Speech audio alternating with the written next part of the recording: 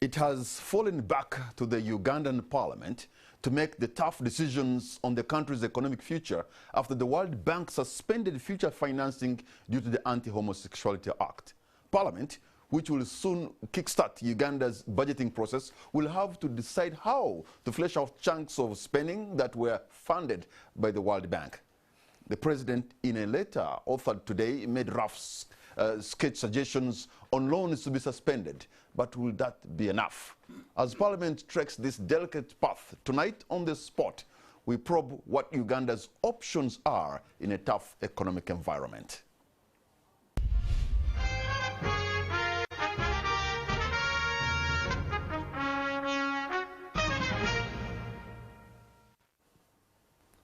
Honorable Honorable Geoffrey Kanya, Member of Parliament for Tororo North County, thank you so much for joining us.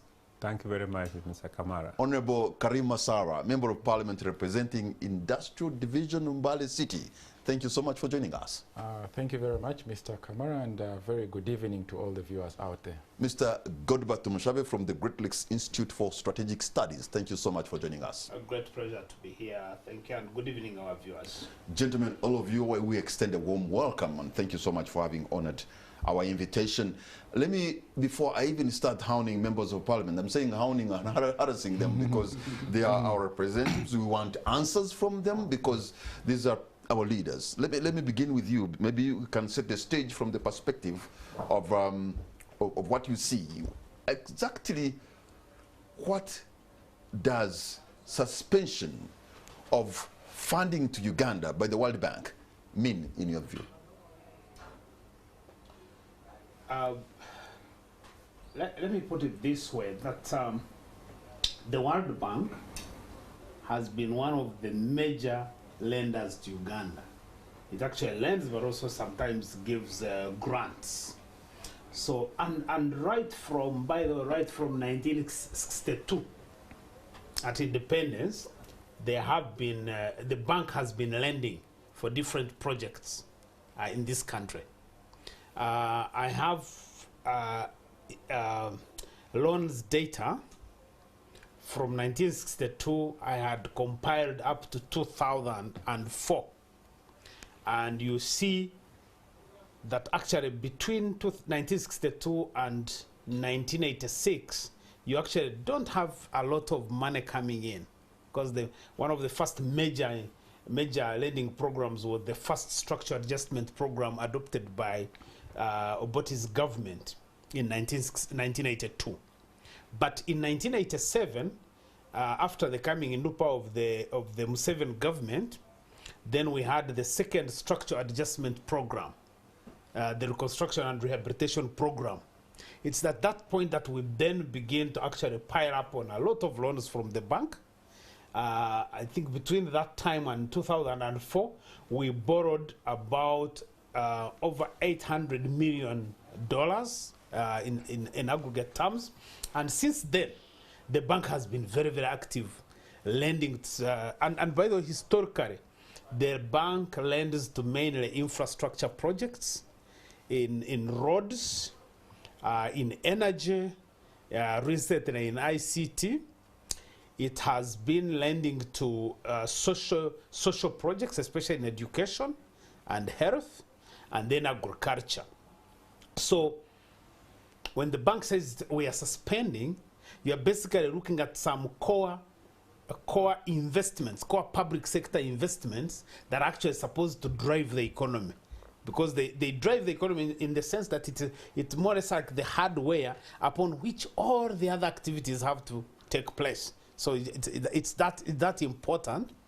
But it's also the participation of the World Bank in a country like here signals to other players, including bilateral lenders, including private sector, that you can actually do business with Uganda. So while people may have reservations about the World Bank's involvement, I think that at the basic level, the participation of the bank is extremely important.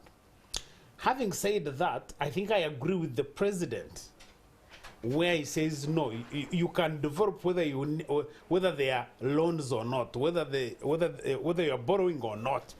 But you see that goes beyond the talking. Because if you are going to avoid the borrowing, it means that you have to be able to run a smart and cost-efficient government that is able to use every little resource that you have, because in terms of money, we are a country that is rich in natural resources but very poor in terms of money, in terms of cash flows. So if you think that you're going to wean yourself from borrowing, you need to be able to be efficient. You need to be frugal. And I've always argued actually that it's always impossible, whether at an individual level or at an household level, even at the national level, you cannot borrow yourself out of poverty. You have to be able to learn how to manage the resources you have as efficiently as you can. And quickly, before I go to Honorable Karim and Honorable Geoffrey, because you said you have tracked World Bank's lending money to Uganda from 1962 to 2004, and probably during your Obote's government and President Yoweri Museveni. Yeah. Is there anything to show for this money in the first tranche before 1987 and this tranche of 1987 to where we are now? Is there anything to show for it? There's a lot that actually you can see, because you see, if you recall, the first structure adjustment program was mainly focused on structural reforms of the economy. You remember that's 1981. The African economies were coming out of the 1970s, the economic recession of the 1970s. So the bank was advising that you need to be able to reform. The Obote government was derailed by the Museveni's rebellion, where, of course, as a matter of fact, as a government, you then divert resources to go fight the war. But with the 1987 structure adjustment program and the investment by the bank, the couple of things that we saw the beginning of rehabilitation of the roads infrastructure which had collapsed. I think the other important thing that happened with the 1987 structure adjustment program is that's when we did the civil service reforms. 1987, 1990, 1992, 93, and 94. We had a lot of reforms. The public service was cut. The military was trimmed down. The cabinet, at that time, we had already reached a cabinet of 82 ministers like we have now. It was trimmed back to 40 ministers. And I always think that the efficiency gains that we saw in the first 10 years of the Museveni regime, where you could feel like things were moving, were actually attributable to the reforms that were undertaken within that framework. All right, yeah. The load is back on your heads, honorable members of parliament, because I understand you're supposed to review this budget. But before we even get into that, do we know how much money we envisage to borrow from the World Bank? So the kind of gap that's going to be missing in the budget for 2024, 2023, 2024, so that we know which kind of burden, financial burden, Uganda will be facing, Honorable Karim. Thank you very much. To be quite frank, as I speak right now, we are not exactly sure yet as Parliament as to the actual figures, because there are projects that had started and there are those that are yet to commence, and we don't know which ones had kicked off. And there's a Committee on Finance, Committee on Budget, and Committee on National Economy. We were supposed to have a meeting with the Ministry of Finance and all the other stakeholders to find out what exactly is happening and which figures are to be affected. Because in the statement of the World Bank, they said they won't be authorizing any new borrowing.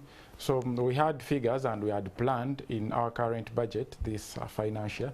We had projects that are already running, those that we are aware of, and we had projects that had been planned to be started. So I think this is something that we are still waiting on, but we expect it as soon as possible, because the minister promised to have, I think, an engagement with us on the 1st of next month to come up with the actual figures to know what exactly, because they're still trying to engage the World Bank as well. But when you look at our current budget that we have, we are looking at maybe the resource envelope where you are giving us about 29 billion. Then we have 29 trillion. Sorry, 29 trillion coming in from URA. We have the budget support that is about 2.5 trillion. So budget support, this still comes from the foreigners and the lenders out there. Then we have the external borrowing, and they're in figures of about 8 8.2 trillion that is supposed to come in through the external borrowing. So the internal borrowing, we borrow from the local market. So the figures that come in from the World Bank are coming in forms of budget support, the 2.5 trillion, and in forms of external borrowing. But then again, the external borrowing has money that comes in from other sources as well. The Exim Bank is giving us a certain figure. We're getting money from the Arab Development Bank. So right now we are still in the process of trying to analyze and break down. Honorable Karim, let me look at what we are able to generate locally. You talked about 29 trillion that could come from Uganda Revenue Authority. Yes, yes. You know the last target was 25 trillion. They really struggled even to make 25 trillion Uganda shillings. I think they hit that target maybe in the last week. How you added them another 5 trillion extra load in an economy that is struggling, what was the rationale? How do you think they can actually make it 30 trillion in this economy if they could not make 25 trillion? I think that is where we, as Parliament, we always blame the Ministry of Finance. That is where they always go wrong. They sometimes give URA abnormal targets that they are all aware that URA cannot meet. And this is something that has been affecting our budgeting process as a country, because when they come to us, they present, we tell them, we're sure you've been failing, you've been having shortfalls. All the last 3 financial years we've been in Parliament, they have still failed to hit the targets that they're given. But again, in the planning process, they expect to raise more revenue. Like currently what is happening, you won't be surprised to see Minister of Finance coming with new tax proposals in order to raise the gap that we're having. But this is something that Parliament, I believe, will try to step our foot down and tell them, no, you're doing this and this. I remember having raised that issue when we interacted with the Minister of Finance personally and told them, we failed to hit the target. This financial, you've given them a new target, which is quite higher than what you gave them the previous financial. You're bringing a supplementary budget to Parliament, and this supplementary still you expect to raise money through URA, but there are no new taxes. This is towards the end of the financial. They're bringing a supplementary, expecting to get money from the Uganda Revenue Authority, additional revenue, to finance the supplementary budget. But what has been done in order to enable URA raise this additional money that they need them to raise? So I think that is a challenge that we have as a country, and we've raised it on several occasions, but I think the executive can act more on that, because it's usually beyond us as members of Parliament. And the way the budgeting process happens in this country, because it's a process, it takes time. Us as Parliament, we do not initiate the budget. Budgets are brought to us, ministries, it begins down from the local governments, from ministries, agencies, departments, everywhere. Then the process goes on through finance, it goes to the executive. So it comes to us to make the final, I would call it the final preparations and approve of the budget. All right, so we do not initiate this. Honorable Kanya, in the current situation, what would be your proposition for the country like ours to be able to live within our means? What do they need to do? Because it appears being frugal is not a language that the current government understands. First of all, I have a disagreement with the World Bank in principle. This World Bank applies double standard as regards the value and principle and their policies. We in the FDC and the opposition generally have been demanding the World Bank to stamp its foot on the failure of this government to meet democratic principles and standards, human rights, rigging of elections, and so forth. The bank has ignored these values that are fundamental to growth of an economy: bad governance, corruption, and so forth. I do remember it was way back when the bank officials were involved in corruption-related issues as regards the construction of the dam. That's when some of us raised a letter to the World Bank, the independent panel.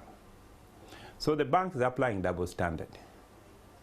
And that should send a serious message to the people in the South Africa and Uganda, that when it comes to issues that they think affects their personal interest, then they want to apply the stick.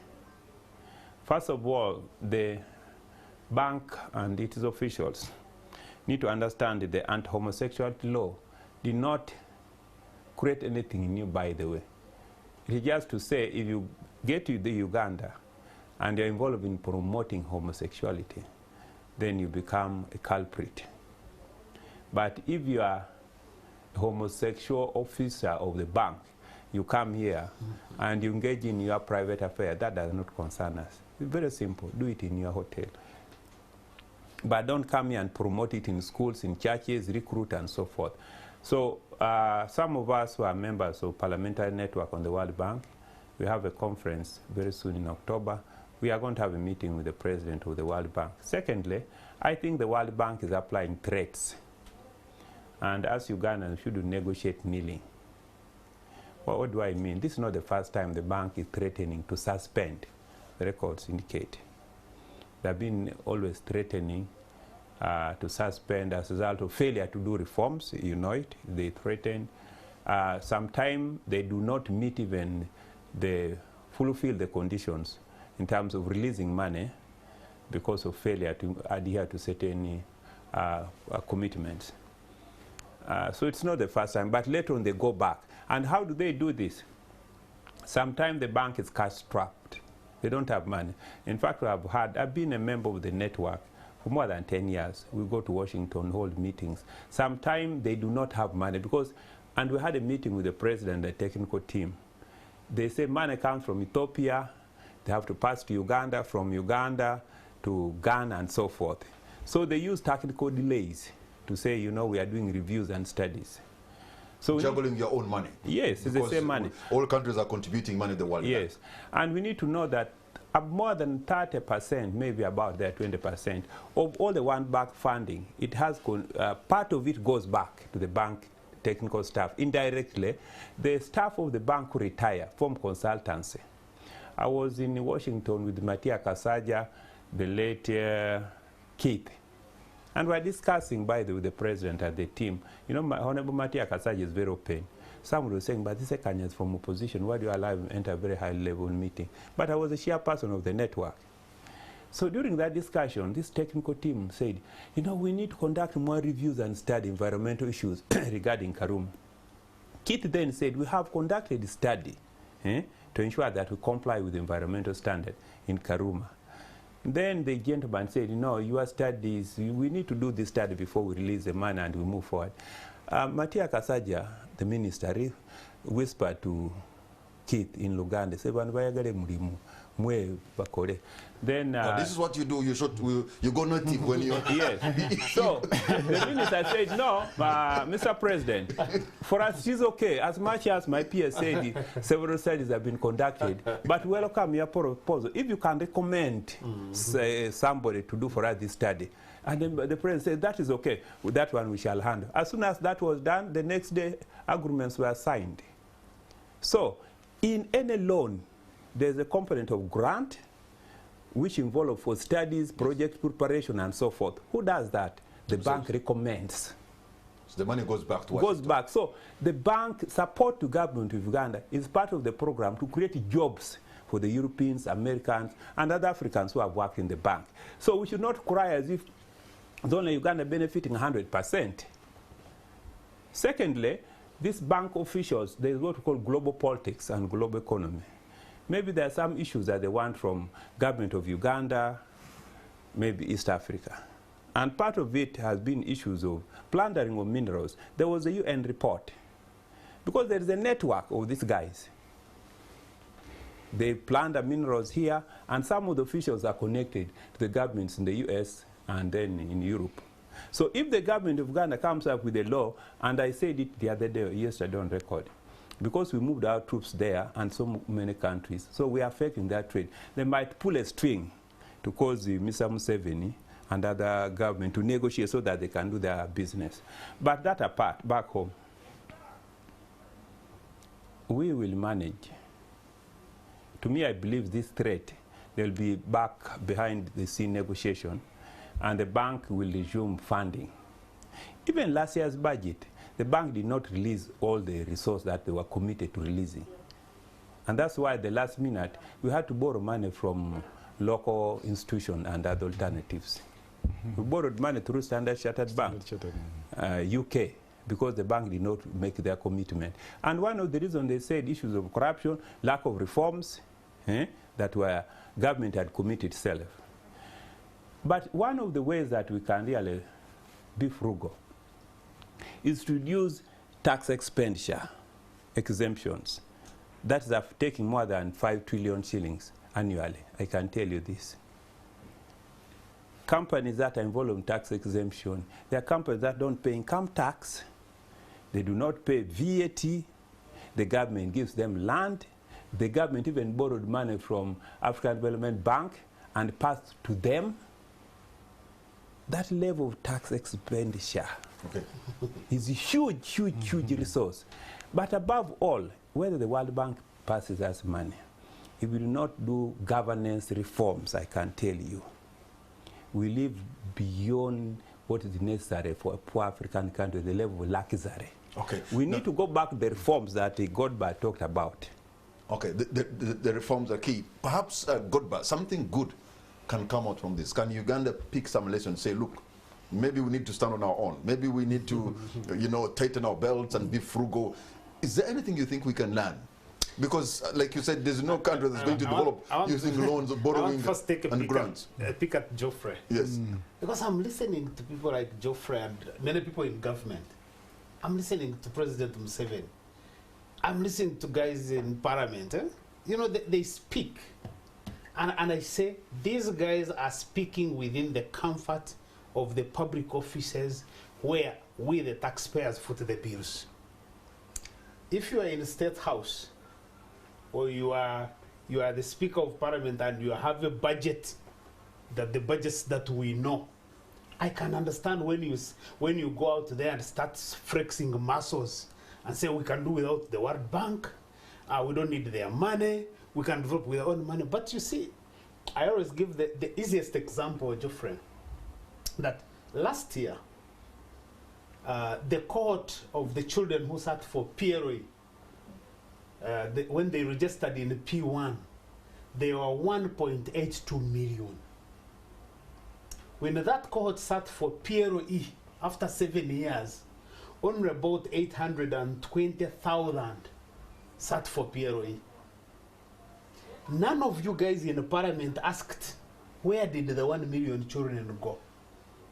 That experience of over 1 million children disappearing between primary 1 and primary 7 has been going on since 1997 when we introduced UPE. So the point I want to make is that when we're talking about World Bank money and any of these lenders, there are people who are going to be directly affected. You as a legislator with your paycheck, with your package, and all these other public sector officials, they are okay. We are not okay. No, I think when you look at the level of pain that people will suffer, I can see people who sit in the public offices, paid fully by the taxpayer. They really talk with the flexing muscles a lot. Now, I agree with you, Geoffrey, at one point, in the sense that if I was president, I was in charge of this country, I want to be working every single day to make sure that I don't have to be begging the World Bank for money. But that takes discipline, it takes commitment, it also takes responsibility. I mean, you can't have a government that runs the way we run, the way this government runs the country, the way you guys, you guys in parliament, you know how you have surrendered completely to the executive.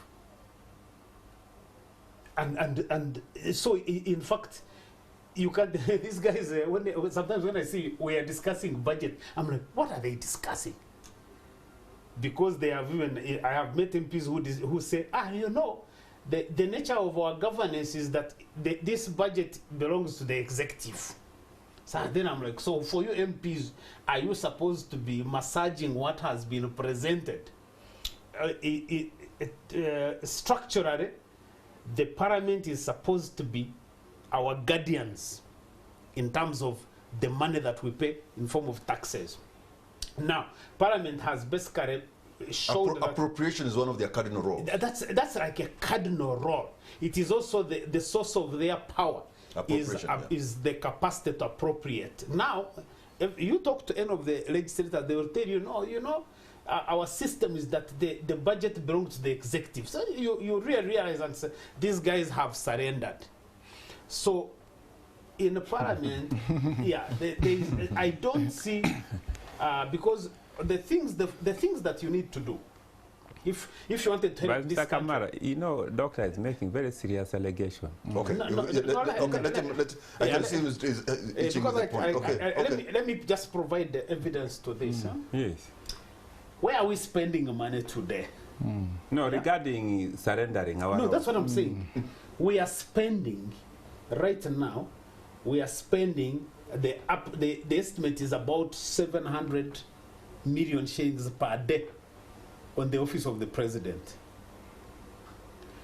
You saw the package you gave to the Speaker of Parliament, the Deputy Speaker of Parliament. Nobody has actually even been able to publish how much money do you get as an MP.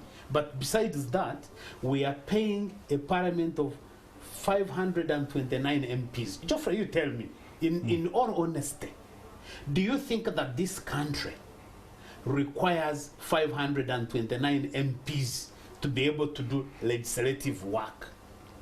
Do you believe that this country requires a president who has close to 100 presidential advisors? Do you believe that this country requires these so many district chairpersons and these so many political leaders? Do you really believe so?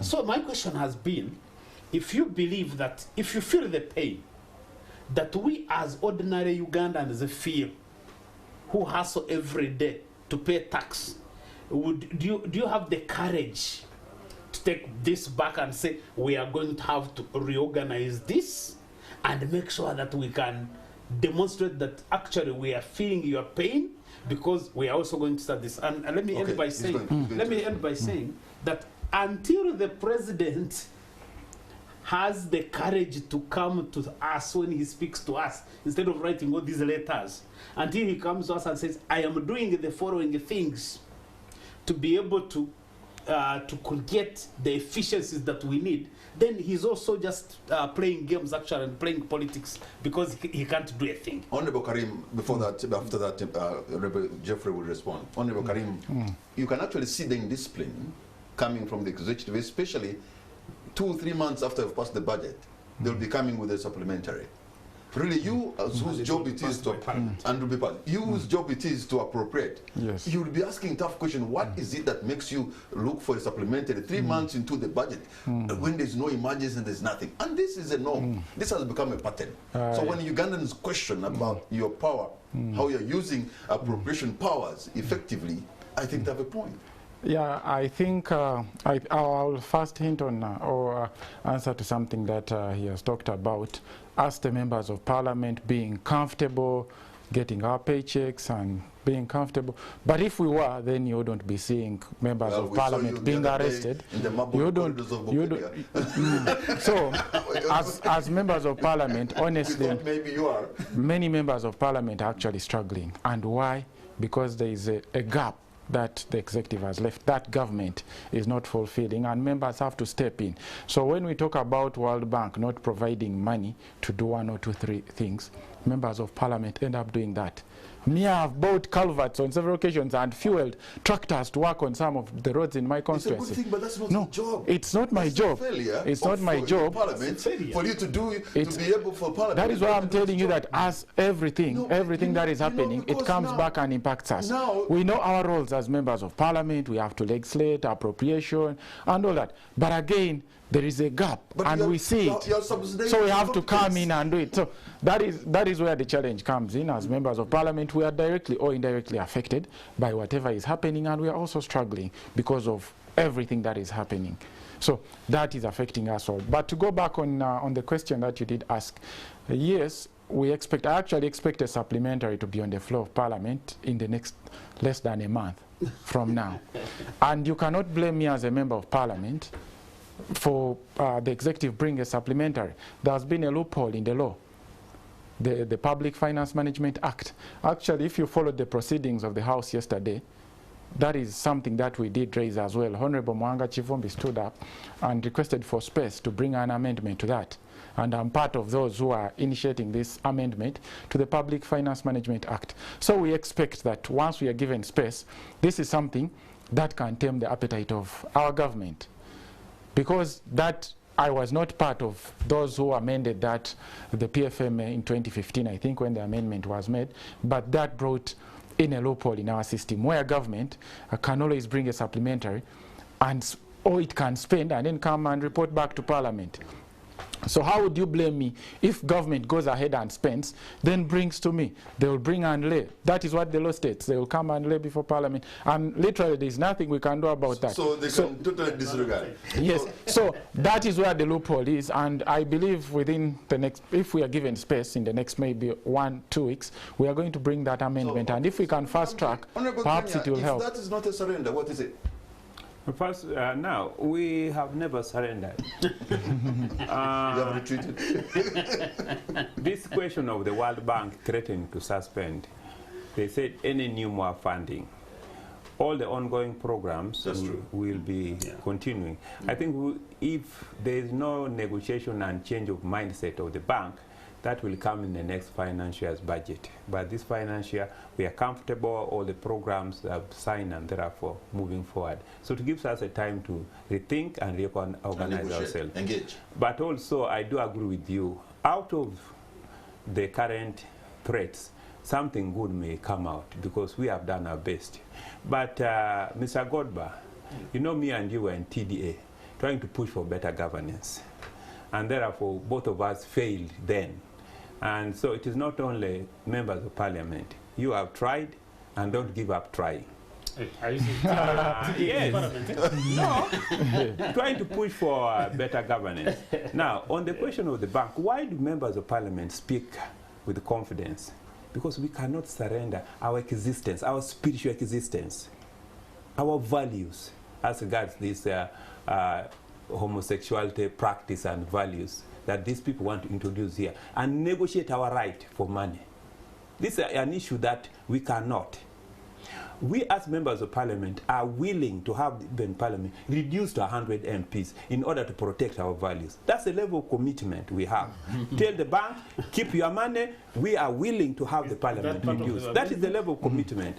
And even the executive, they are willing to reduce cabinet. That's the level of commitment. And want every Ugandan, including Godba, who does consultancy with support of these international lenders, to accept that we are willing to cut down. Because, by the way, part of the resources I told you goes to consultants. And they're the first losers if this does not happen. Therefore, we are willing to make drastic changes as MPs because we passed this law aware of the consequences. But isn't that what you should have done even in the first instance, yes, without even getting a fear from the World Bank to have those austerity measures as part of the norm? The question is the power that the people of this country have given to the presidency. But it's not about the Public Finance Act. The Constitution gives the presidency and the executive a lot of power as regards the budget. In the last financial year before this one, members of parliament, we in parliament, shifted 2 trillion shillings. The president almost refused to sign the appropriation bill. This year again, we shifted money and removed it from those wasteful areas. And because we shift this resource, and that's why you see now they come up with the supplementary. And these are the changes that we need concerted effort to really make sure that there's partnership with the civil society. Secondly, the issue of corruption cuts across the leakages. Because part of the resource of the World Bank, by the way, corruption takes about 10 or 20%. The roads, you see, the cost of the road network. Yes, so I hope really this to me might be good for us to tighten our belt. So it's not that, and we are aware of the consequences if the bank does not fund. Even the paycheck that Godba said, maybe we get 30 million shillings, but inflation will hit it by 50%. Unless others don't know. And as he said, other lenders might also reduce. Even other investors, because we may not have, foreign currency for people to transfer their dividends. And that might affect even private sector growth in this economy. So the consequence might be very serious. And for us who have been pushing for change of government, that this might be positive consequences that may result in good things. but you're pushing for change from within. But then we protect our value, protect our children. Now the question of UPE children that we are not questioning, even before the introduction of UPE, the rate of completion has been poor. Even before the introduction of UPE, even if you go to Europe and all these developed economies, you cannot have the same curve. People drop out at certain level, and due to so many reasons. That is understandable. The issue is the number, because if you begin your 1.8 million and only 800,000 seats, that number should be of concern. Lack of teachers in primary schools. I know I have shortage of teachers. Some of us, and God by you know it, we studied under trees, but we had a commitment. So there is a bad culture.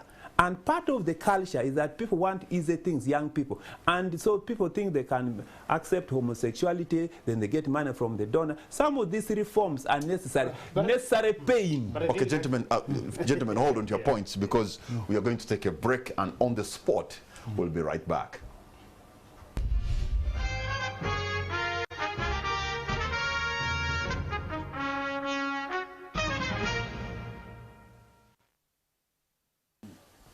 Welcome back. You're watching On the Spot. My name is Patrick Kamara. My guests tonight are Honorable Jeffrey Ekanya, Honorable Karim Masaba, and Mr. Godbert Mushabe. We're discussing... Maybe just to make sure that you don't have to bite your tongue. You call all of us honorable, just... Yeah. You know, that word honorable, with poor pronunciation, even sound horrible. So you have to be very careful. but you know, one thing that is of interest is President Yoweri Museveni today wrote a letter, and is trying to say, I've rejected this loan, I'm rejecting this loan. In fact, about 12 kind of different loans was rejected. Of the World Bank? No, of the money you wanted to borrow from different places. I don't know if you haven't seen that letter, you'll be able to see it. He's approving some and he's rejecting some. And Godba, maybe that should have been the way to go from way back. No, because you look at some of the loans, you're like, okay, did we really need this?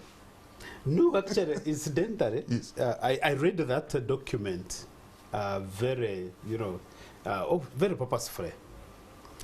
And I could see a couple of points. One is that within the document, you can see a president who is angry. That's true. Yeah. The language you use. The language. Number two, you could see a president who is looking at almost at the end of his tenure.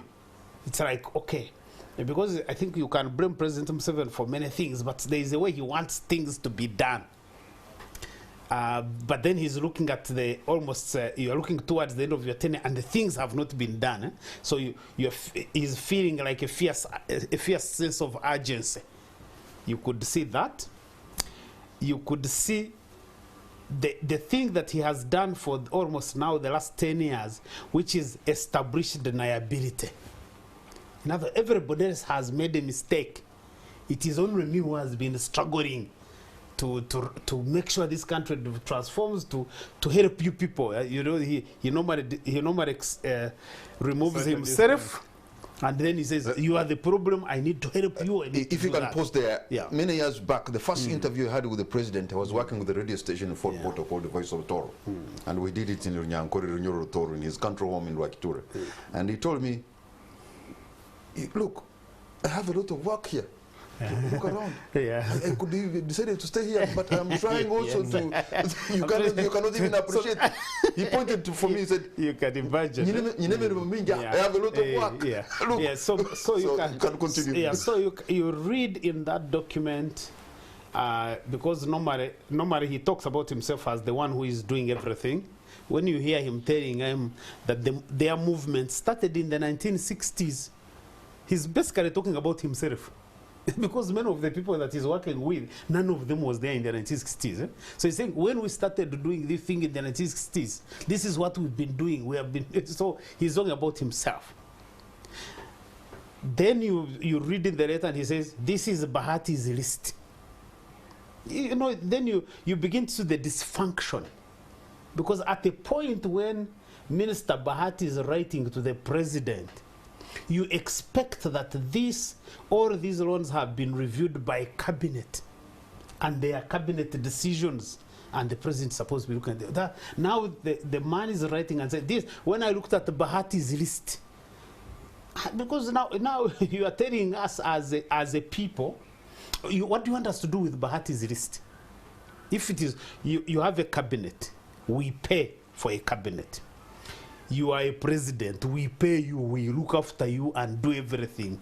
Now you are coming back to us, say, hey, Bahati's list contained loans that were not helpful. But that's about the character and the nature of the letter.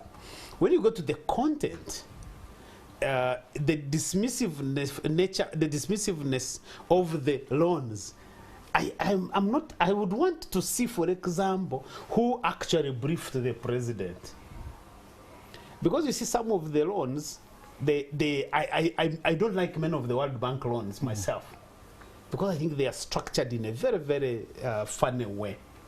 But a number of things that you will see, I think one of the projects that one of the loans he refused was about to do with natural resources management.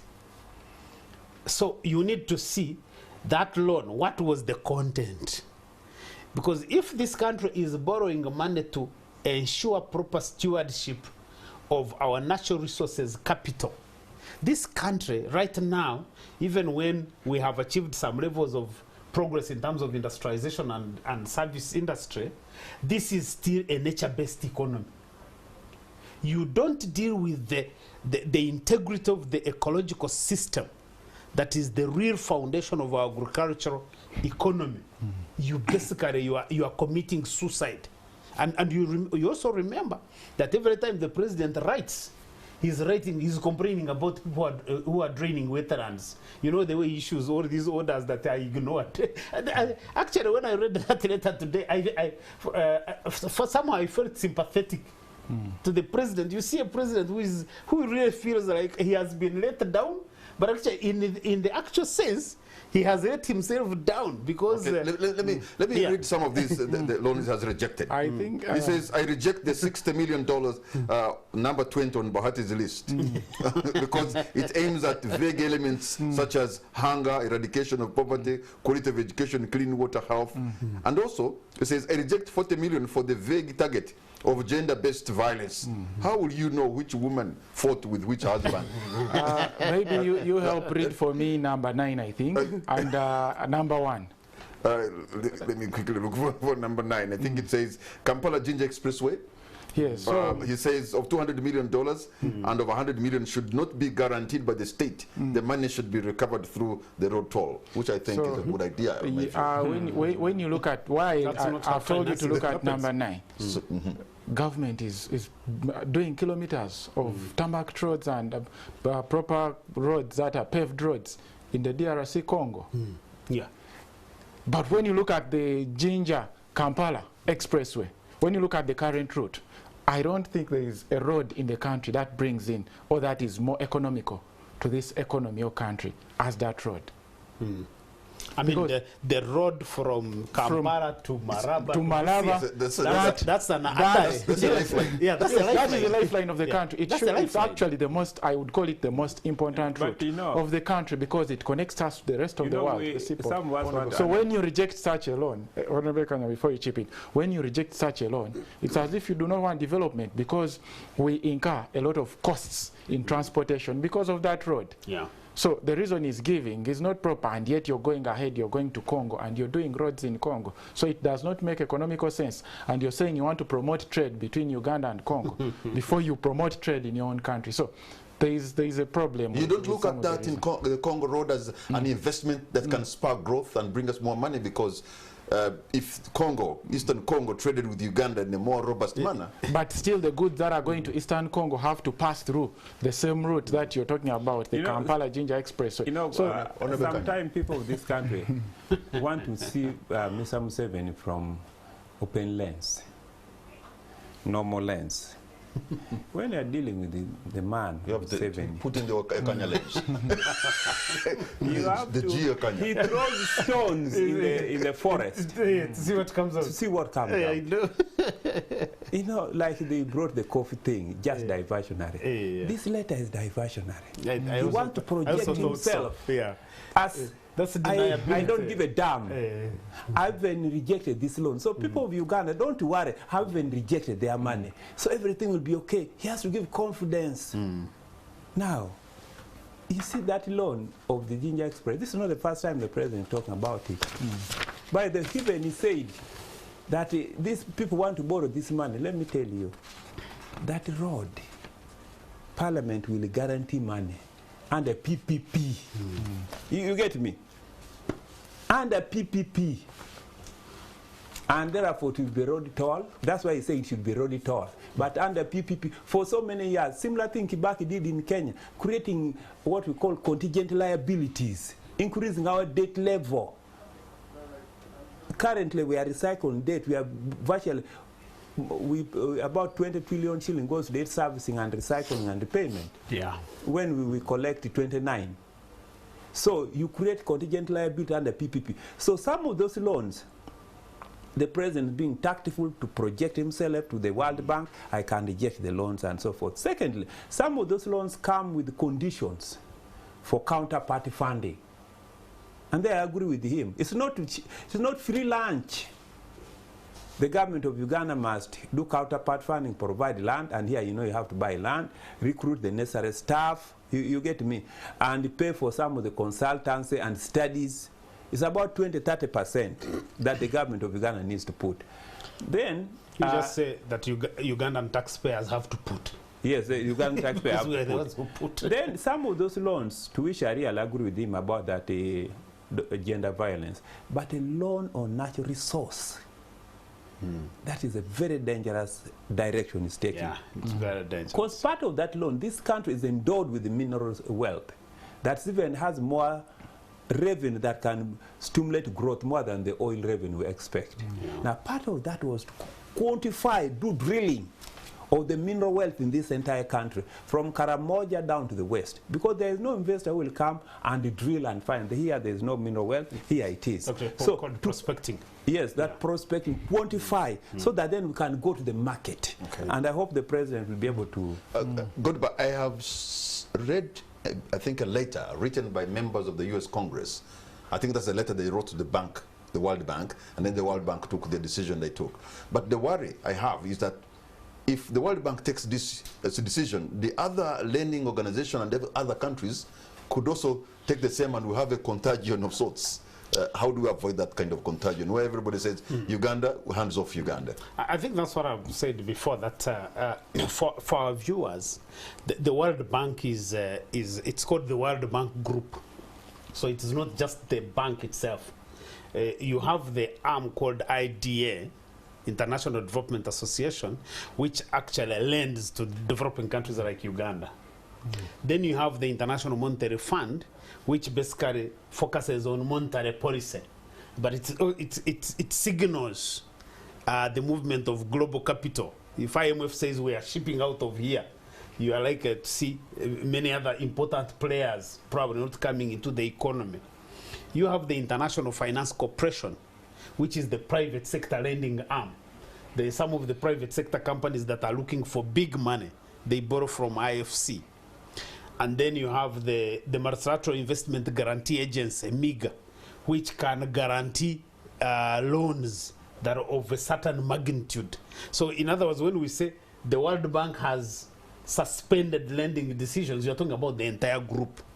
And I think as you alluded to, there is also the effect of how other lenders and other players may behave. But I think the bottom line is, I think, again, I will put it back to the MPs, and I'm sorry, you guys, I have no sympathies for you, in the sense that We'll take the punch. because the MPs, this Anti-Homosexuality Act, I think that the actions, the response of the World Bank was very, very predictable. Because the bank and the bilateral lenders have been consistent on trying to nag the government of Uganda on corruption and a number of other things. When there was the scandal in the Prime Minister's office, all the bilateral donors who were funding programs in northern Uganda, they suspended the funding. The negotiations to resume funding was led by the World Bank. There was a very comprehensive action program on what government of Uganda and the donors agreed and the things that needed to happen. And many of them eventually government basically reneged on them. In 2014, when the Bahati version of the act was passed, you know what happened. The same threats were there. Until the process was engineered to have the law knocked out technically by courts. So as I saw MPs cheerleading, because I think MPs were cheerleading about this law, and as I saw that happening, my view is that what you guys need to be helping this country to do, you and the president need to be able to say, the guys who are seated back, these technical people, what strategies are they putting in place to be able to respond? You don't do things where you know the consequences, you know the inevitable consequences, and then when the consequences happen, you start screaming and flexing muscles. I think it's just bad manners on our part, just to inflict pain on ourselves. Because I would have no problem if government sat as they were working on this law. We know the bank is likely to suspend funding. These are the programs that will be affected. This is how we reorganize ourselves to be able to mitigate the impact of the suspension. But the mere fact that we did what we did, then we are there, then we are now saying, oh, we will negotiate with the World Bank. But you've created all this publicity for probably no good reason. Honorable Karim, when you look at the law that was passed, being a homosexual is not a crime, right? Yes. So do you get a sense that perhaps the World Bank did not even read the law to understand it? Because it doesn't, Uganda is not a dangerous place to be because you're homosexual, according to this law. And maybe, do you think the reprieve or the hope is going to come from those who have gone to court? Because it appears, my hunch is that the court probably will crash this law. Yeah, I think perhaps we need to interrogate this matter more, because the World Bank suspending funds over this law. I'm aware there are more than 66 countries in this world. Yeah. About 68. About 68 that have more harsh laws on homosexuality than Uganda. And the World Bank has literally come out to do nothing about it. So this is something I think we need to interest ourselves in. Perhaps it's about they could be fronting this, but when maybe they have another agenda concerning corruption, human rights abuse, so they could be hiding under this, claiming that because of the anti-homosexuality. So this is something we need to find out. We need to get further details too. But as Parliament still, when we were passing this law, yes, we were excited and we jubilated because we knew it's what our people wanted. And our role as members of Parliament is to do what our people want. And we expected to face maybe some kind of retaliation, not this harsh retaliation that we are facing, but we expected some retaliation. So we knew at a certain time things perhaps could get worse. But again, as you stated, it's about how prepared we are as a country to begin behaving. How are we prepared now to behave financially as a country? So the president has talked about some of the loans that he stopped, but there are those that he approved. And when you look, I'll give you an example, the one in Bujagali. He has not stated it anywhere here. The one that went to build that Bujagali plant. It is one of the worst loans, and we had a report as part of the committee that did that work. We had a report, and our chairperson went and met the president. And what the president said, been very critical that we have some, on the sixth parliament. Yes, that we have Kaugum in finance. Yes, it was one of the best parliaments. Yes, so that is something wrong. And now when you look at, for example, the loan he has talked about, number one on that list, that money, about $13 million, that was supposed to go to IUIU University, Islamic University in Uganda. And the reason is giving it's a private institution. But then you look at the economic impact. And then how many people is it educating? It's in Mbale City. I've seen majority of the people from Mbale City are trying to apply and go and study there. So you're rejecting $13 million going there. Then you're giving Sudil Speak Resort Munyonyo, it's a private entity. Government has bought in some shares. You're giving them $10 million. The next financial, $5 million. Why don't you do a PPP with IUI University and know that now government has a stake in it?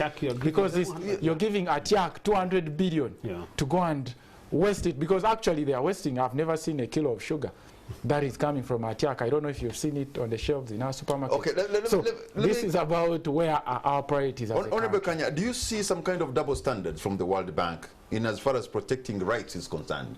Because yesterday I was watching something from the Honorable Robert Chagulanyi, and I think he made a point that, look, there are many human rights have been violated in Uganda. You know, we have seen gory images from Kasese, from here in November during the riots of 2020 election. Those are rights, people killed, you know, and people jailed. But the World Bank seems to be quiet. And yet when the rights of homosexuals, they feel they are threatened, the World Bank comes. Yes, they have a right, but also there are rights here where people have also died and they have kept them armed. And the gentleman was asking why. Do you see those double standards? Oh, yes, of course, I said there's double standard. I think the World Bank and Mr. Museveni, they want to pull a string and negotiate something that we cannot see. You seem to think that President Museveni and the World Bank are in a conspiracy of sorts. Yeah, I think they're in a conspiracy, because I know that the Americans had a company that was interested in taking greater role in the oil project, and Mr. Museveni disappointed them by going with the French and the UK government, among others. I also know that there are some military interest in the Horn of Africa and Sub-Saharan Africa, where the Uganda government has disagreed with the US government. So this is what we call global politics. But I want to really be confident that the American government, that the major shareholder of the World Bank, will not allow Uganda to be a failed state, because at the end of the day, of course, we shall lose. We will be in the street. We shall have bad roads. We shall have no drug hospitals. Yeah, we shall have many other things, programs we may fail. But I want to tell you the biggest loser, if Uganda becomes a failed state and terrorism breeds here, the people will cry loud at the Americans and the Europeans. And therefore, they will not allow that, because if Uganda becomes a failed state, they know the consequence of South Sudan, consequence of Sudan, the repercussion in DRC, the fragile state of Burundi, and if that happens, and Somalia, who will be the greatest loser? Who will be losers? And therefore, I think this condition will be negotiated. The disappointment that the government of Ghana makes commitment, then they go behind the back door and then renegade the position they have agreed. Like Mr. Goldberg said, there was a scandal in OPM as regards the abuse of the refugee resource. You know, the bank really pushed for certain reforms. Recently, again, even the budget support, they committed, government of Ghana committed the IMF and the World Bank not to introduce any supplementary. They introduced supplementary the last minute after the budget conference and discussion of this budget with the World Bank, the last minute, and after that expenditure. So this kind of ping pong really needs to end. But I do agree with the Monetary Mr. Policy Committee of the Central Bank has now reduced the CBR rate to 9.5%. And they are projecting that Uganda is going to grow over 5-point-something%. And the inflation will manage it. But do you think those things are possible under the current situation, circumstances? The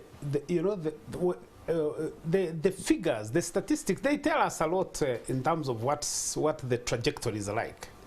The growth, you can achieve it in many different ways. It's very easy now to have growth like driven by the oil sector, for example. That if you brought in money for the pipeline or for the refinery, it's very easy to show how GDP has grown from 5% to even... because you spread a lot that has gone to one place.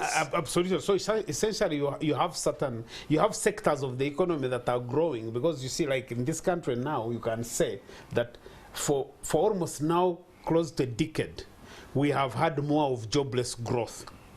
Jobless growth means that you have sectors of the economy that are inelastic in terms of creating jobs. They are the ones growing. So a lot of the growth now has come from the services industry, where you find the services sector contributing anywhere between 48 to 50% of the economy. And there you are talking about the banking, you are talking about telecoms, you are talking about insurance, a bit of now health. But you see, those sectors do not create jobs. So, and you see, for the World Bank, and also those sectors, most of them are actually foreign owned. Yeah, they're also foreign owned. Yeah, so the repatriation is very, very high. So for the World Bank, I think you have to congratulate them. They have been laser focused on monetary policy, and monetary policy stability is so important for any economy. But I think in most of the conversations I've been involved in, where the bank and the Minister of Finance, because Minister of Finance deals with the fiscal policy, you really see the tensions where the bank is trying to ensure they regulate the supply of money, but actually as a country you need to supply money to grow the economy.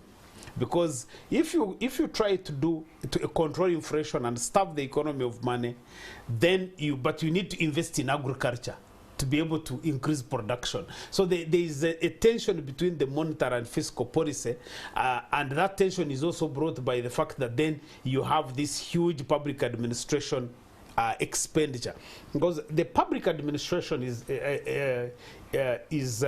let me put it in a better way that our viewers can understand, that the size of government, the big government, does not only rob the taxpayer of money, it also creates inefficiency. Yeah. So a parliament of 529 MPs is not as efficient as a parliament of 100 MPs. A cabinet of 100 ministers cannot, actually that's not even a cabinet, because you know cabinet is supposed to be like a board of directors of a company. So when you have a board of directors of a company and you see the CEO or the chairman of the board is there, the WM7 sits with the cabinet, they sit just there like school children, and then he's here on his board writing. You ask yourself, these ones are the ones deciding for this country. That's why he starts writing. So that is Bahati's Risti, this one is whatever. So because I don't think that in his mind he's thinking of like cabinet. So the growth, the statistics will show that we are growing.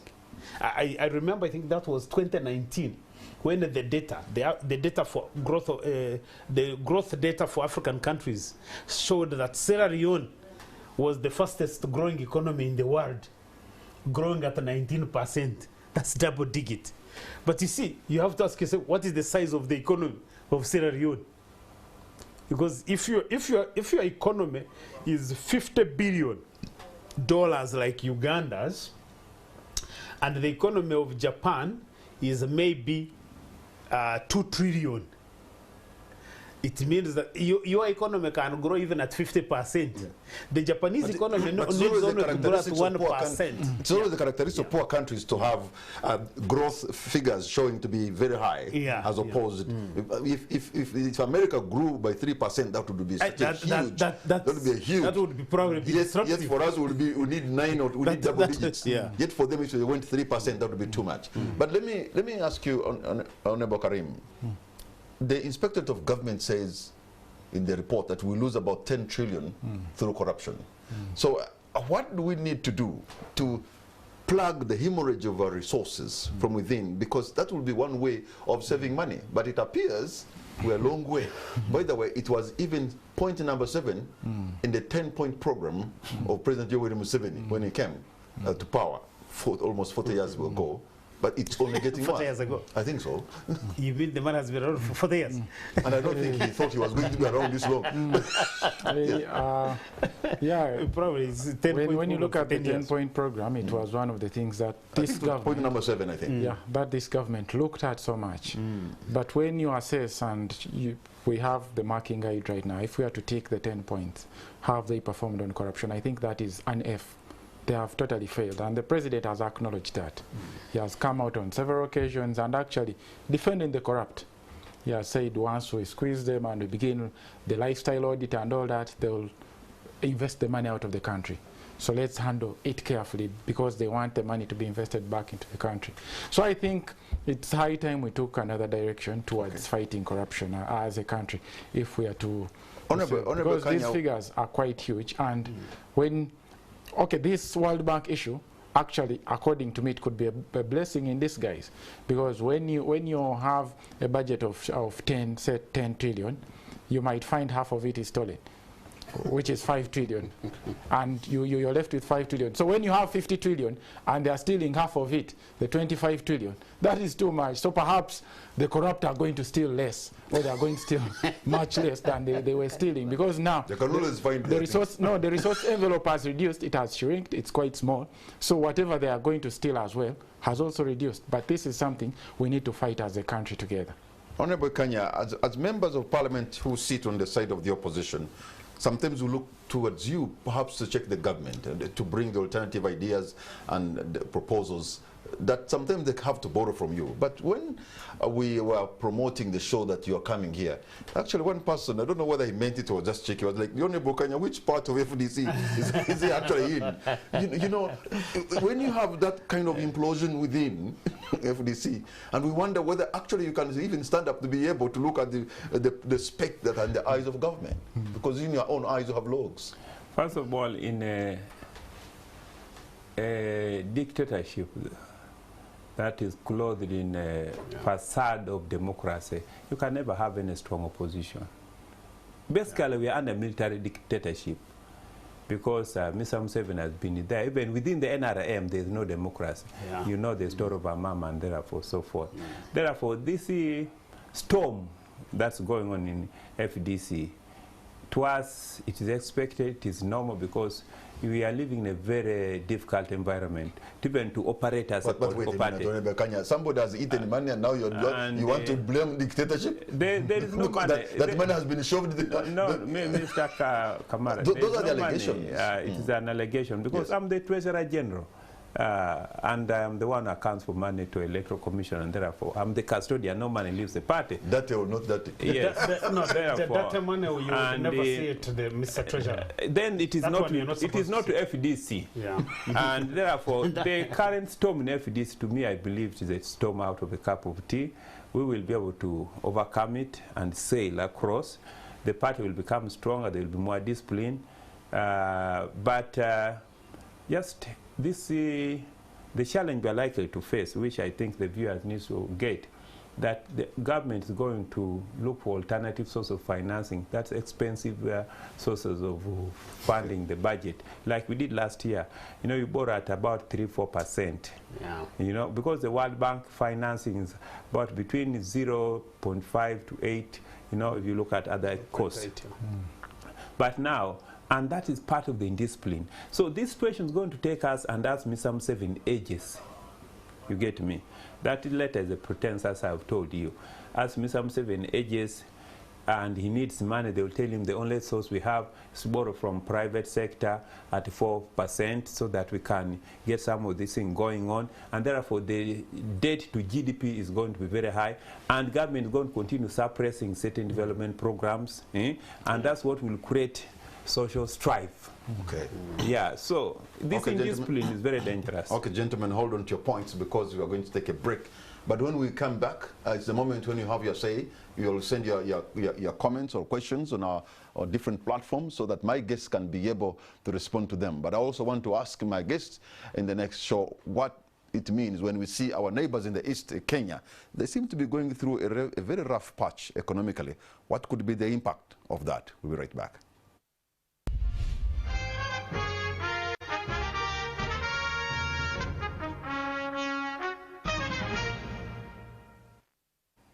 Welcome back. You're watching On the Spot. My name is Patrick Kamara. My guests tonight are Honorable Geoffrey Ekanya, Honorable Karim Masara, and Mr. Godba Tumushabe from the Great Lakes Institute for Strategic Studies. And this is the moment when you have to have your say. I'll be reading your questions and your comments so that my guests can be able to respond to you. Let me go to the very first. I honestly think our legislators are very dishonest folks. Somehow they have managed to avoid answering Godiba's point on the amount we are spending in wages to public officials, including MPs. Do you think you are going to tax the common man endlessly? Open your eyes. This is not sustainable. He hasn't put a name. Thank you for the program. We need to learn to survive with the taxes we get. Borrowing uselessly puts us in a more precarious situation. Remember, Tanzania under Magufuli, Burkina Faso under Sankara. This is possible if you don't have the thieving government officials. And this is Carlos. Thank you, Carlos, for your comment. It sickens to listen to certain intellectuals condemning government over the homosexual law. It's nothing. We also know that they are speaking loud so that World Bank can reach them or bribe. As individuals, and sorry, Mr. Tumushabe tonight, is that category. I am SP at a sort. Thank you for the show. And the panelists, the cessation of World Bank loans to Uganda could potentially have negative effects on the country's economy. It might lead to a reduction in funds available for various development projects, infrastructure improvements, and social programs. This could hinder economic growth, job creation, and poverty reduction efforts in Uganda. Additionally, it might affect investor confidence and increase borrowing costs for the government, potentially leading to fiscal challenges. This is Noah Kato in Wakiso. Thank you so much, Noah Kato. Let me also pick a quick one here. A very good evening to you all. I'm Kazana Ezekiel from Kiwenda. For me, I think that those responsible for building an independent economy have been asleep. We need to wake up. Thank you, Ezekiel. Good evening. Thank you for the show. May the panelists speak about Lubowa Specialized Hospital, where the health minister presented a request for a supplementary budget for a non-existent project. What happened to the initial allocation for that project? Thank you. This is Mr. Banage. This is Edmond from Soroti. Thank you for the show. But some of the Ugandans don't see the impact of suspension of the loans. So even if we have been receiving this money, we don't know where the money goes. So it's better we look for our own money as a country other than borrowing. Thank you and good night. Thank you too. Alan says, thank you for the show. Our economy, when we are getting government bank loan, when we are getting bank governor in Uganda, when are we getting governor Bank of Uganda? In the whole world, it's Uganda without a governor. Because of that, we depend on a politician than economists. Alan is watching from Kasese. This homosexuality thing came to our country that we are living a luxury life. And so God wanted to change our country by enabling Parliament hurriedly sign against the bill. When you talk of reducing number of MPs, now I can hear you. Thank you very much. It looks like there is an avalanche of comments and questions coming from many people across our country. Amwebucha Mudathiru in Kamuli. UG is reached the extent that people have started getting 1 million at a parish development model all over the country. How much is that? Can that help us to move the country if this is not business? Thank you, Webucha. And Uganda needs a lot of governance, financial and legal reforms. Otherwise, NADS, OWC, student schemes, UPE, USE, and PDM currently are all avenues of corruption to make family, friends, and in-laws rich and richer. Until this regime of family, friends, and in-laws are out of office, Uganda taxpayers are still yet to suffer. Thank you, Mr. Kamara. Why are we interested in World Bank loans? Can't we borrow from other banks? Why can't we fight corruption in our country and put the little resources that we have to use? Okay. Oh, okay. Quite a number of you are really you're really interested in this. Somebody says, when famine hits a region, 2 actions are taken by the households. 1, those who will keep lamenting about famine and wishing it away with no firm action and expect no change in the feeding schedule. 2, those who will adjust their meals in terms of size and frequency, prioritizing children and women as vulnerable members of households while working hard to produce more. Those who take action, 1, obviously remain in perpetual famine, while those who take action 2 come out of famine and stay resilient soon after. I'm happy the president is on course for action 2 and shall come out more resilient after this if we follow the path of the president. Become frugal, intentional and deliberate in terms of budget discipline. This is Jimmy Adiga. Thank you so much, Jimmy Adiga. And let me ask you, Honorable Kanya, and then later Honorable Karim to respond to what you have heard from Ugandans viewing tonight, and we shall conclude with you, Mr. Godbert Mushabe. Yes, I think several viewers and listeners may not be up to date on the consequences that if the World Bank stuck with its position of not supporting any new projects. Because if the roads are not worked on, if the power is not worked on, if the funding for natural resources is not worked on, and not only working on this, but availability of foreign currency in this country, and the impact and the likely impression that will be given to other private investors, other lenders, we are likely to really have half a meal a day. And that's how hot it may be. Secondly, the liquidity available, many people, the lifespan will even go down because there will be shortage of drugs, the cost of fuel may go up, so the consequences might be very high. So I think many people don't understand and they don't appreciate yet, and until that hits us. But also, I hope it can, from the ash, we can get gold. What do I mean here? That we may have the necessary reforms to downsize government and for us all to tighten our belts and really face the future that lies ahead of us. All right, thank you, Honorable Karim. And by the way, also, that's going to be a parting shot as they come to you, Godbert. Yeah, I think I've taken note of some of the queries that the public has raised out there. I think they were talking about us dodging something to do with the reducing the number of size of parliament and what.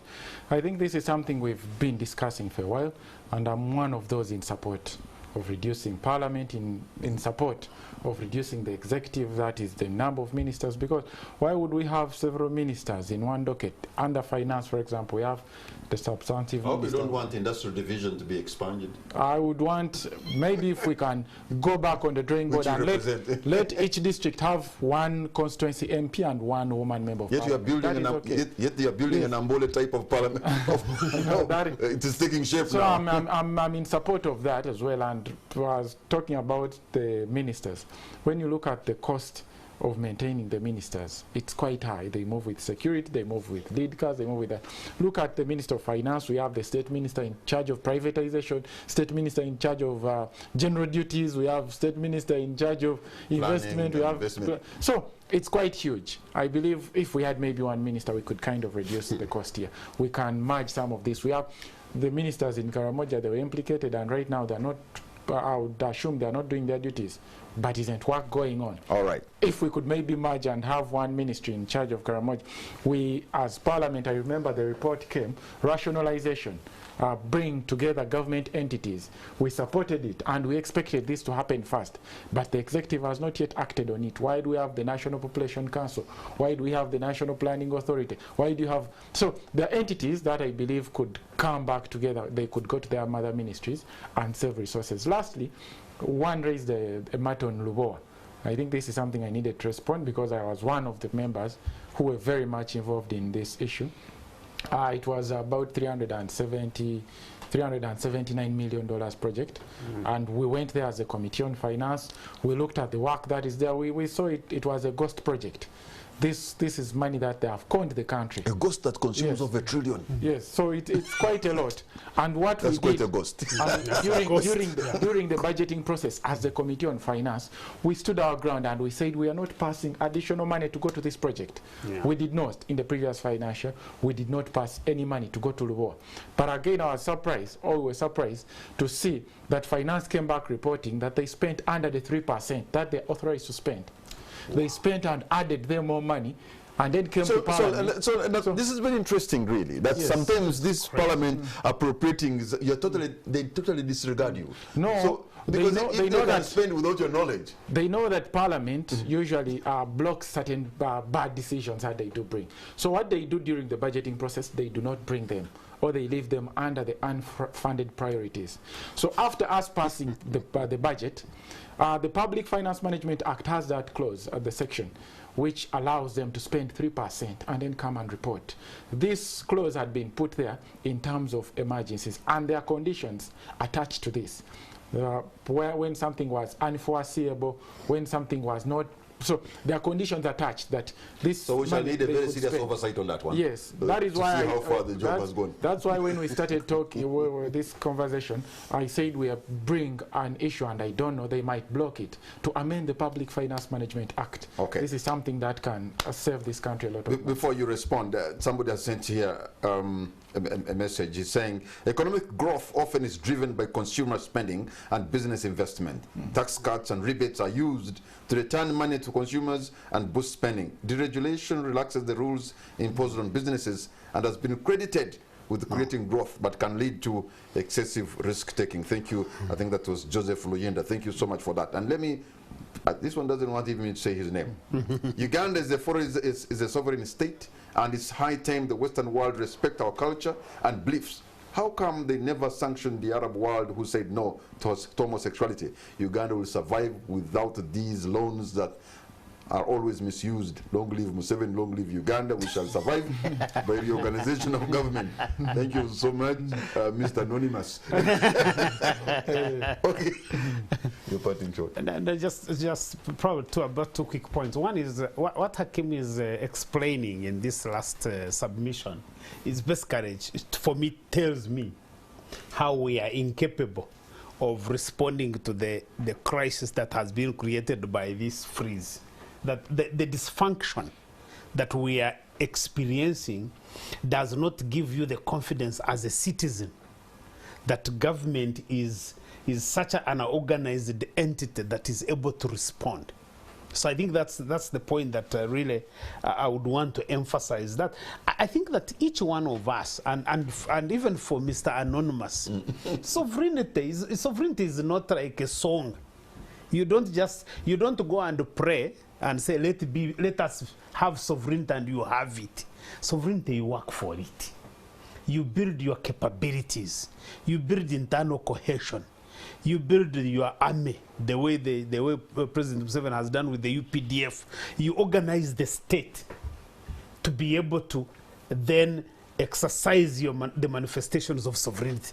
This thing of always going there, because countries that are sovereign, they don't go around talking about sovereignty, because that's inherent. We are sovereign. But the last one I wanted to do is to comment on, I think the colleague who sent the message about, I think it's Etosot. Yes. I think he implied that I was blaming government for passing the Anti-Homosexuality Act. I think that's not the point. I think every country has a right to pass the laws that it considers to be necessary for its governance. I'm not saying that when you are an organized government and you know that you are playing within a global ecosystem where you are not isolated, because we are not, it's not like this, there is this global interdependence. Even if it was not for loans, there are so many other things that we engage with other countries. When you are dealing with those kinds of issues, then you know that there are certain actions that you will take which are within your sovereign rights, but there are implications that go with it. So a smart government needs to be able to plan and respond, or plan response when those kinds of actions take place. What I think what I don't like, because is a situation where you just go do things, and then figuring out the response and screaming and flexing muscles around becomes your plan B. I need to have my plan A and do the things I want to do, so that if the other person responds in a way that I have envisaged, then I know exactly what to do, rather than just beating about the bush. Godba, Karim and Jeffrey, gentlemen, I want to thank you so much for the time you've given us. You've added a lot of value on our platform, and for those of you who have been watching this show, I want to thank you for the privilege of your company. We started almost an hour ago. If I continue, I risk starting the show on Thursday and ending on Friday, and I don't think that's a good thing. I know if I'm listening to this gentleman, all we need to do is to be frugal, plug the loopholes that are causing the hemorrhage, and maybe, like they say, let's cut our coat according to our cloth. Good night, and God bless Uganda.